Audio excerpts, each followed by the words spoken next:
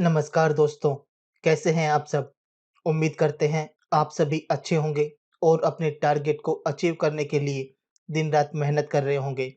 तो दोस्तों, आज के इस वीडियो में हम मध्य प्रदेश जेल मुख्यालय द्वारा जो जेल प्रहरी की पोस्ट के लिए लेटेस्ट वैकेंसी का नोटिफिकेशन रिलीज़ किया गया है, उस नोटिफिकेशन को कवर करेंगे। सबसे अच्छी बात ये है कि ये all India government job vacancy है, जिसके अंदर कोई भी मेल और फीमेल कैंडिडेट अप्लाई कर सकते हैं। तो जो भी कैंडिडेट इस वैकेंसी पर अप्लाई करना चाहते हैं, उनसे अप्लाई करने के लिए क्या-क्या educational qualification, age limit, application fees, selection procedure और इस वैकेंसी पर कैसे अप्लाई करना है, इन सभी पॉइंट्स को डिटेल में कवर करेंगे। तो आइए शुरू करते हैं।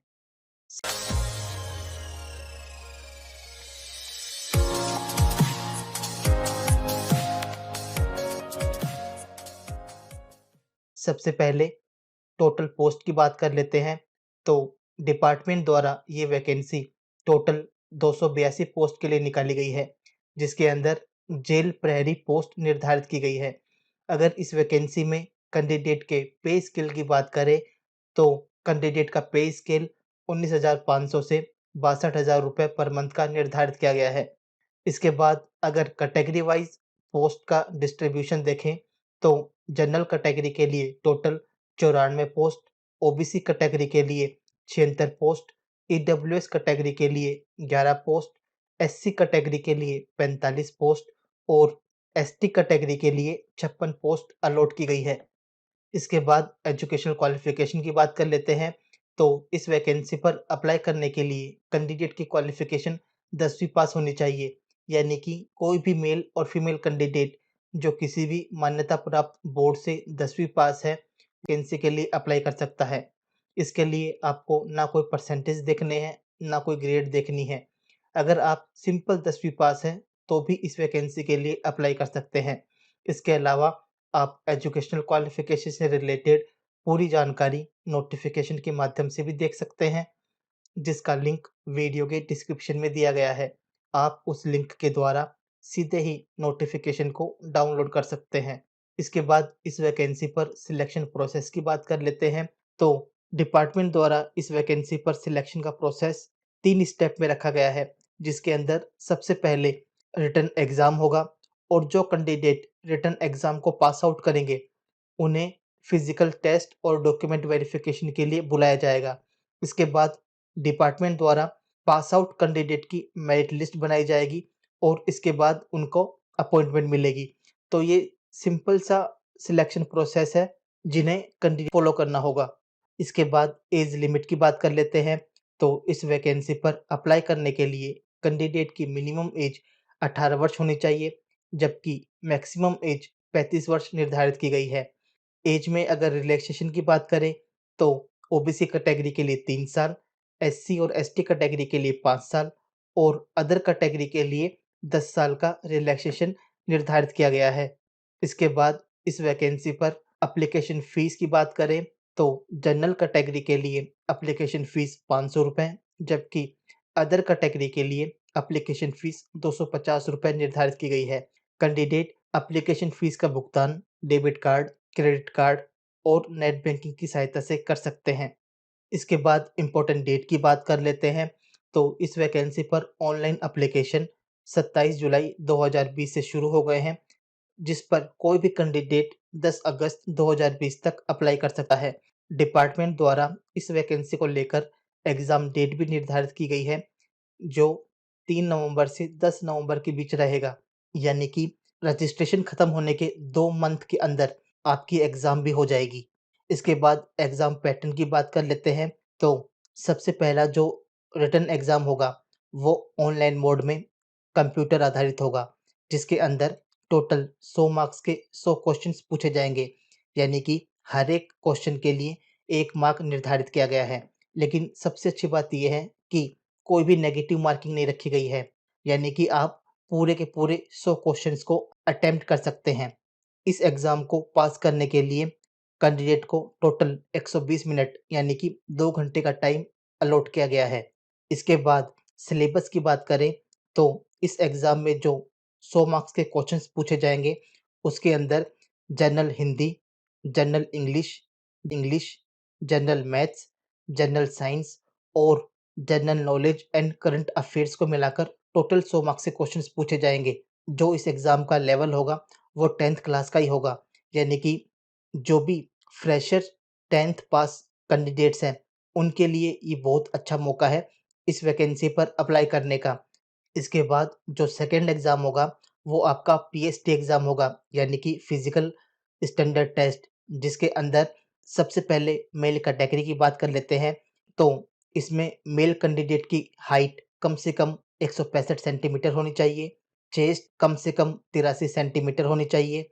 इसके बाद रनिंग रखी गई है, जो कि 800 मीटर की है और इसे कैंडिडेट को 2 मिनट 50 सेकंड के अंदर पूरा करना होगा।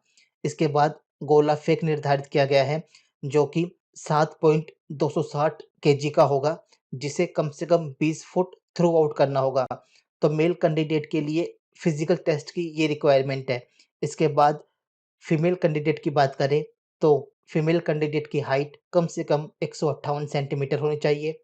इसके बाद जो रनिंग होगी, वो 800 मीटर की होगी, जिसे फीमेल कैंडिडेट को 4 मिनट के अंदर पूरा करना होगा।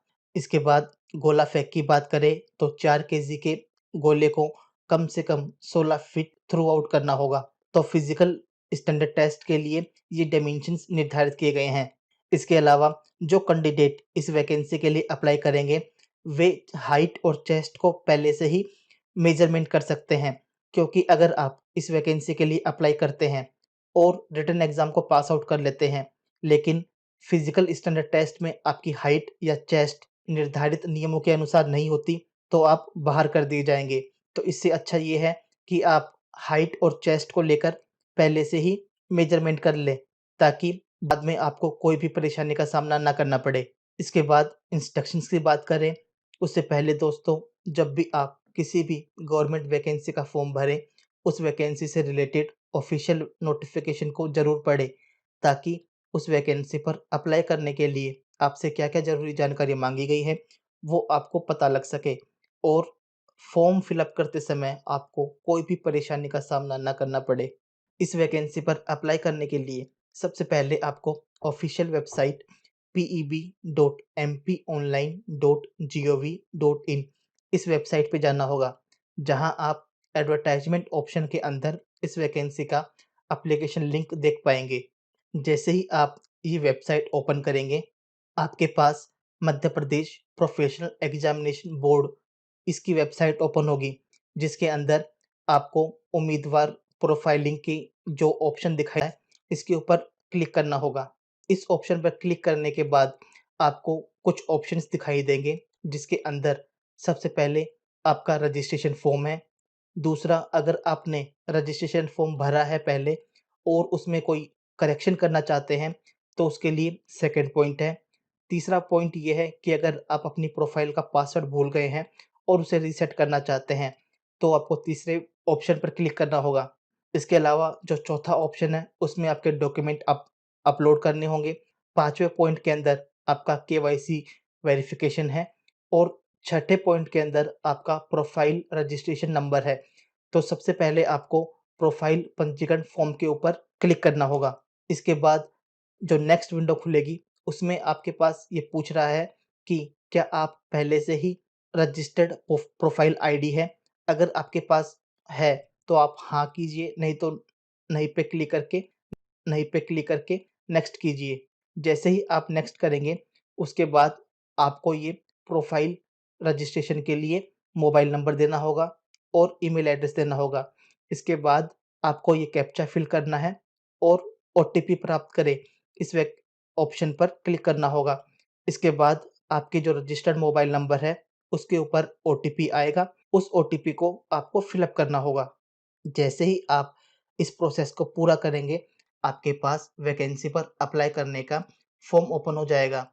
उस फॉर्म के अंदर जो भी जानकारियाँ माँगी गई है, उसे आपको निर्धारित फॉर्मेट में भरना होगा और डॉक्यूमेंट्स को अपलोड करना होगा। दोस्तों ध्यान रखें, फॉर्म को आप अपनी 10वीं की जो मार्कशीट में इन्फॉर्मेशन दी गई है, उसी के अनुसार भरें, ताकि जब आपका बाद में डॉक्यूमेंट वेरिफिकेशन होगा, उस समय भी आपको कोई भी परेशानी का सामना ना करना पड़े। इसके बाद आपको इस पेमेंट की डिटेल डालनी होगी और उसके बाद आप अपना फॉर्म सबमिट कर सकते हैं। फॉर्म सबमिट करने के बाद उसका एक प्रिंट आउट ज़रूर निकाल लें। इसके साथ ही दोस्तों, अगर इस वीडियो में दी गई जानकारी आपको यूज़फुल लगे तो इस चैनल को ज़रूर सब्सक्राइब कीजिएगा, वीडियो को लाइक एंड शेयर करें। इसके साथ ही आप अपने सुझाव भी कमेंट बॉक्स में डाल सकते हैं। धन्यवाद।